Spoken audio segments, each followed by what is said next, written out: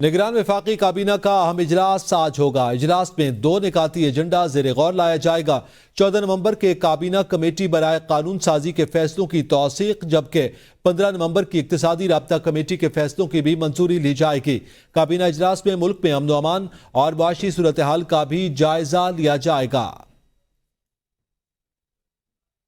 اس حوالے سے مزید جانیں گے جاوید شہزاد سے۔ جی جاوید شہزاد، بتائیے گا، آج وفاقی کابینہ کا اجلاس ہونے جا رہا ہے جس میں 2 نکاتی ایجنڈا زیر غور آئے گا۔